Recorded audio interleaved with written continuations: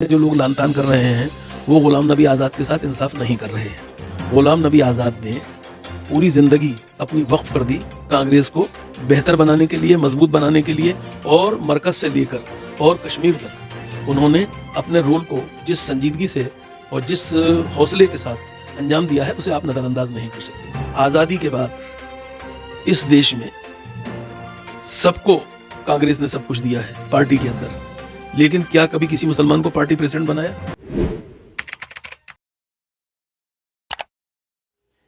السلام علیکم ورحمۃ اللہ۔ ملا ٹائمز میں خوش آمدید۔ میں ہوں شمس قاسمی اور میرے ساتھ ہیں معروف دانشور جناب پروفیسر اختر الواسع صاحب۔ ہمیشہ کی طرح آج بھی کچھ اہم ایشوز پر بات چیت کریں گے۔ سر، ملا ٹائمز میں خوش آمدید۔ بہت شکریہ سر، اتر پردیش چناؤ قریب ہے اور سب لوگوں کا زور اتر پردیش پر ہے۔ آپ کو کیا لگتا ہے کون سی سرکار یعنی کون سی پارٹی جیت کر سرکار بنا سکتی ہے؟ دیکھیے، یہ تو وقت بتائے گا، اس لیے کہ میں کوئی جوتشی نہیں ہوں جو اس طرح کی پیشگوئی کروں۔ صرف مجھے اس چناؤ کے حوالے سے ایک بات کہنی ہے، اور پھر یو پی والوں سے نہیں کہنی ہے بلکہ پانچوں ریاستوں کے لوگوں سے کہنا ہے کہ ووٹ ایک بہت بڑی طاقت ہے، اس کا ہمیں بھرپور استعمال کرنا چاہیے، اور اس ملک کی سیکولر جمہوریت میں ہماری اگر کوئی حیثیت بن سکتی ہے تو وہ ووٹ کے ذریعے ہی بن سکتی ہے۔ اور ووٹ جو ہے اس کے اندر، جیسے میں نے پہلے بھی آپ سے کہا ہے کہ ہمیں آنکھ بند کر کے نہ کسی کے پیچھے جانا چاہیے، نہ آنکھ بند کر کے کسی کے پیچھے پڑنا چاہیے۔ دونوں باتوں کا خیال رکھنا چاہیے۔ ہماری ترجیحات اور ہمارے مقدمات جو ہیں وہ بالکل واضح ہونے چاہیے، اور ووٹ کا استعمال ضرور ہر قیمت پر ہونا چاہیے۔ سر، ابھی حامد انصاری صاحب نے امریکہ میں ہونے والے پروگرام میں 17 تنظیموں نے مل کر اس پروگرام کو آرگنائز کیا تھا۔ اس میں کہا کہ بھارت میں عدم رواداری ہے یا اقلیتوں کو صحیح حق نہیں دیا جا رہا ہے، اور کئی ساری باتیں اور لوگوں نے بھی کی ہے۔ آپ کو کیا لگتا ہے حامد انصاری جو کچھ کہہ رہے ہیں ایک امریکن پلیٹ فارم پر، صحیح کہہ رہے ہیں؟ نہیں، سوال یہ ہے کہ یہ دنیا جو کہ گلوبل ولیج میں تبدیل ہو گئی ہے، جسے عالمی گاؤں ہم کہتے ہیں، اس میں کوئی چیز کسی سے چھپی ہوئی نہیں ہے۔ سوال یہ ہے کہ آج جو کچھ بھی ہریدوار میں ہوا، رائے پور میں ہوا، دلی کی گوبند پوری میں ہوا، سون بھدر میں ہوا، یو پی کے چھتیس گڑھ کے قصبے میں ہوا، جس طرح سے بعض لوگوں نے جو ہمارے ممبران پارلیمنٹ تھے انہوں نے جس طرح کی زبان کا استعمال بعض چیزوں میں کیا، یو پی کے نائب وزیر اعلیٰ نے جس طرح کی زبان کا استعمال کیا، آپ اسے کس اس درجے میں رکھیں گے؟ اور اگر آپ نے تو یہ کہیے کہ حامد انصاری کو جھوٹ بولنا چاہیے، جی اگر حامد انصاری نے جو کچھ ان تمام جگہوں پر ہوا جن کے نام میں نے آپ کو بنائے ہیں وہ عدم رواداری نہیں ہے، جب ایک مخصوص فرقے کا نام لے کر اس کو ایک طرح سے کہ ہمیں نسل کشی کی بات کی جائے، آپ کیا کہیں گے؟ جب روہنگیا جیسے ماحول پیدا کرنے کی بات کی جائے تو کیا کہیں گے؟ جی جہاں تک کلچرل نیشنلزم کی بات ہے وہ بھی ہم سب کے سامنے ہے۔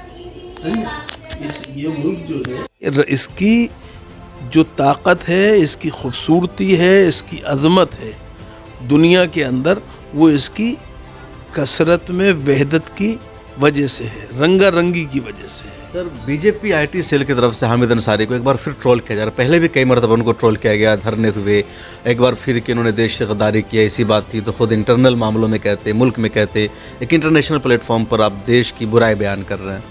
نہیں، سوال یہ ہے کہ حامد انصاری تو بعد میں انہوں نے پرسوں ایک بات کہی ہے، سوال یہ ہے کہ اس سے پہلے اس ملک کے جو مقتدرہ ہے، اتھارٹیز ہیں، جو سرکار میں ہیں، ان میں سے کس نے اس کی مذمت کی ہے؟ کوئی آئی؟ اگر آتی اور حامد انصاری یک طرفہ بات کرتے تو ہم انہیں کہ ہمیں مورد الزام قرار دیتے اور یہ کہتے کہ آپ نے یہ نہیں کہا کہ اس کے خلاف ہمارے فلاں فلاں ذمہ داروں نے ایکشن لیا یا بات کہی یا مذمت کی۔ تو حامد انصاری نے آپ خود بھی خاموش رہیں اور دوسروں کو بھی نہ بولنے دیں، یہ نہیں ہو سکتا۔ اور اس بات کا خیال رکھنا چاہیے کہ آج کی دنیا میں اس طرح کی باتیں جو ہیں وہ نیک نامی کا ذریعہ نہیں بنتی ہیں، اور ہندوستان جو اپنے رواداری، اپنے تحمل، اپنی وفاداری، اپنی محبت، اپنی اپنائیت کے لیے دنیا میں جانا جاتا ہے، اور ہندو مذہب جو بنیادی طور پہ ہم سب جانتے ہیں کہ سناتن پرمپرا جو ہے وہ شمولیت پسند ہے، وہ آستک کو اور ناستک دونوں کو اپنے اندر شامل کرتی ہے جی، اس کے ماننے والوں کو یہ بالکل زیب نہیں دیتا ہے کہ وہ اس طرح کی زبان بولے. اور میں یہ بات بھی ادباً عرض کر دوں کہ جو بھگوا رنگ ہے، زعفرانی رنگ ہے، وہ تیاگ اور سنیاس کا پرتیک ہے جی، وہ اس طرح کی چیزوں کے لیے نہیں. ابھی پدم بھوشن ایوارڈ جو ہندوستان کے دیش کا سب سے بڑا ایوارڈ اور سمان مانا جاتا ہے، اس کو دینے والوں کی لسٹ آئی ہے جن کو دیا جائے گا.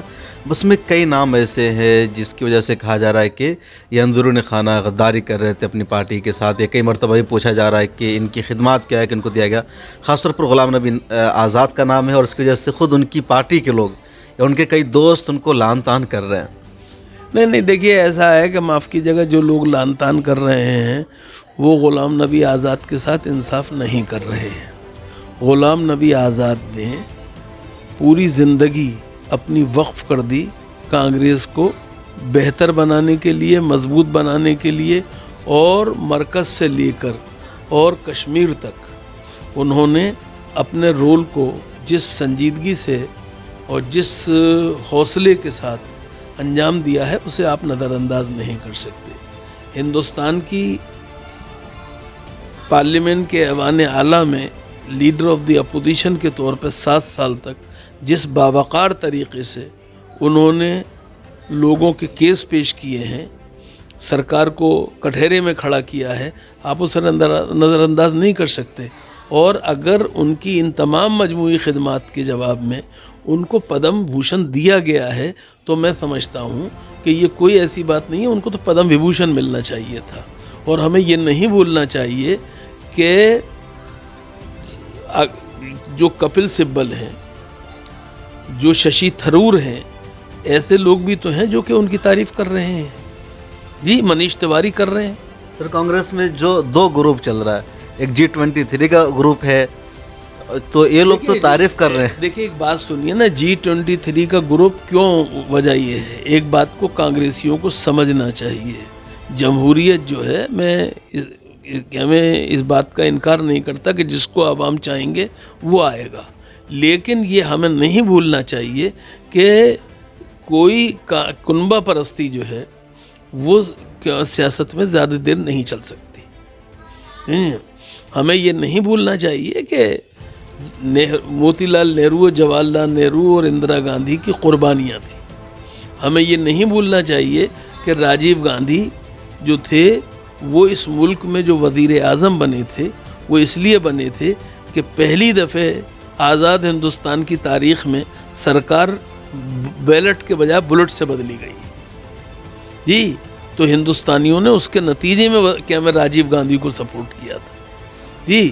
راجیو گاندھی نے یقیناً، میں پھر کہتا ہوں، راجیو گاندھی نے نئے ہندوستان کے جو خواب دکھائے تھے اور جو ہمیں جدید ہندوستان کی تصویر بنا کے دی اور نقشہ بنا کے دیا، کمپیوٹرائزیشن کو لے کے آئے، دوسری چیزوں کو لے کے آئے، وہ چیزیں جو کہ بعد میں ہمارے سامنے آئیں جنہیں ہم دیکھتے ہیں. مثال کے طور پہ آزاد معیشت کا جو تصور آیا، کھلے بازار کی معیشت کا، یہ چیزیں شروع سے چل رہی آ رہی تھیں اور راجیو گاندھی اس کے نائک تھے، اس میں مجھے کوئی شک نہیں ہے. لیکن ہمیں یہ نہیں بھولنا چاہیے کہ راجیو گاندھی کے ہاتھ پاؤں یہی لوگ تھے جن کی آج بھرتسنا کی جا رہی ہے، جن کی مذمت کی جا رہی ہے. اور ہمیں تو جو بات کہی گئی ہے کہ جو اصل بات یہ ہے کہ غلام نبی آزاد جو ہیں ان کی خوبیوں کا اعتراف اگر مخالف بھی کرتے ہیں تو پارٹی کو تو خوش ہونا چاہیے. نہیں، ایک یہ تبصرہ ہو رہا ہے کئی لوگ کہ بی جے پی سے ملے ہوئے ہیں، کانگریس کو کمزور کر رہے تھے اور وائس پریزیڈنٹ کے امیدوار ہو سکتے ہیں بی جے پی کی طرف سے. ایسا ہے کہ غلام نبی، دیکھیے کون کیا ہوگا یہ تو وقت بتائے گا.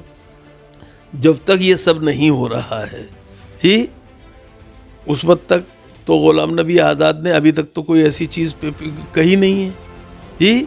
انہوں نے اس الیکشن کے اندر بھی پارٹی کے خلاف، تو جبکہ انہیں پارٹی کے اسٹار جو پرچارک ہیں ان میں نہیں رکھا گیا ہے، تو یہ ہے کہ لیکن اس کے باوجود وہ اپنی جگہ سر، آپ وہ کو کیا لگتا ہے جو راہل گاندھی کی ٹیم ہے یا پرینکا گاندھی کی ٹیم ہے، جو سینئر لیڈرز ہیں، ان سب کو کنارے لگایا جا رہا ہے، اور آپ کو کیا لگتا ہے اس سے کانگریس کو نقصان نہیں ہوگا؟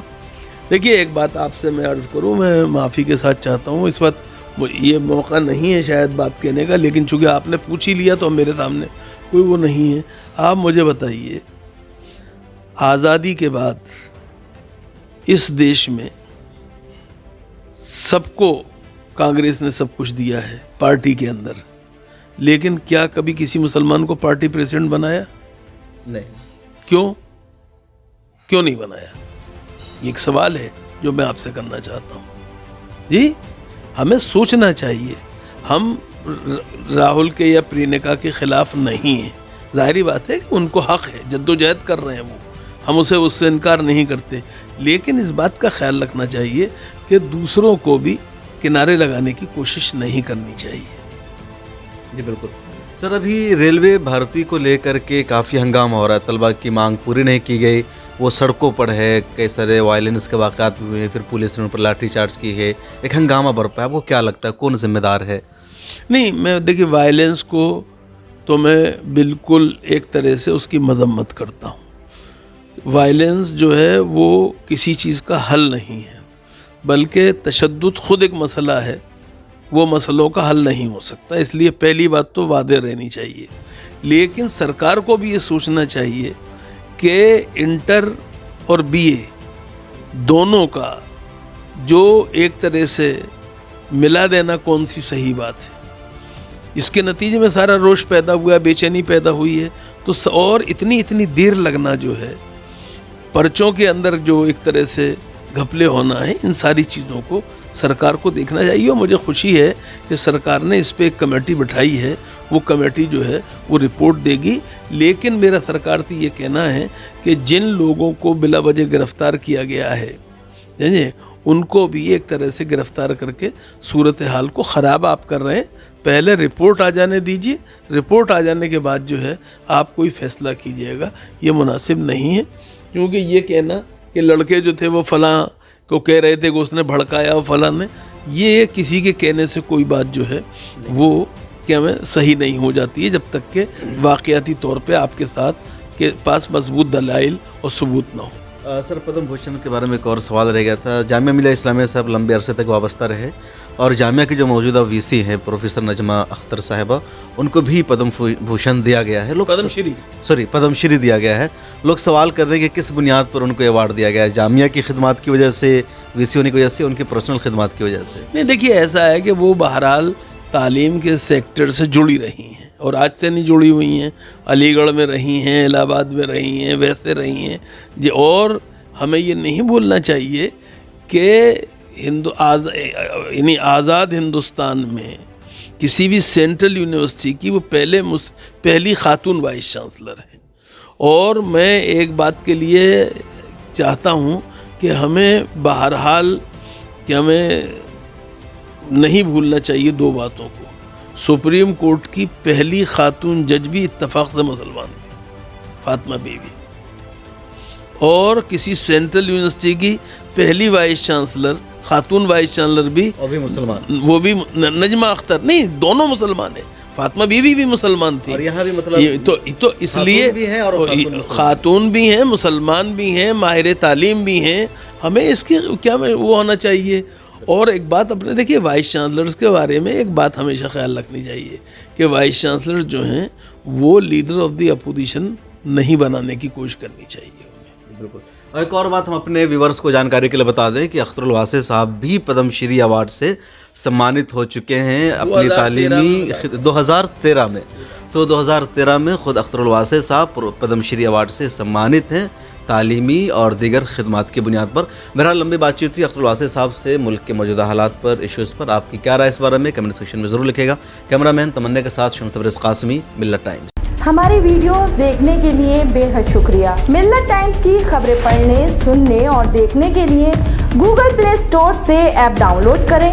यहाँ आप उंगली की क्लिक में पढ़ सकते हैं 4 ज़बानों में न्यूज़, उर्दू, हिंदी, अंग्रेज़ी, बांग्ला। आप ऐप पर मिल्लत टाइम्स की वीडियोस भी देख सकते हैं। अगर आप YouTube पर देख रहे हैं तो रेड बटन को दबाकर चैनल को सब्सक्राइब करें और बेल आइकन ज़रूर दबाएं। फेसबुक पर देख रहे हैं तो पेज को लाइक और फॉलो ज़रूर करें। ट्विटर और इंस्टाग्राम पर भी मिल्लत टाइम्स को फॉलो करें। मिल्लत टाइम्स की स्टोरीज हासिल करने के लिए टेलीग्राम और व्हाट्सएप पर बराह रास्त हमारे साथ जुड़ सकते हैं। हमारे काम से आप मुतमईन हैं तो इसे जारी रखने और मजबूत बनाने के लिए हमें सपोर्ट करें। स्क्रीन पर दिख रहे और डिस्क्रिप्शन में दिए गए अकाउंट नंबर पर मिल्लत टाइम्स को अपनी रकम भेज सकते हैं। अगर आपके इलाके का कोई मामला है, आपकी मसाइल को मीडिया में जगह नहीं दी जा रही है तो हमें ईमेल करें या व्हाट्सएप पर मैसेज करें। हम उठाएंगे आपकी आवाज़। मिल्लत टाइम्स मतलब मजलूमों की आवाज़, नफरत के खिलाफ जंग, फर्जी खबरों से निजात। www.millattimes.com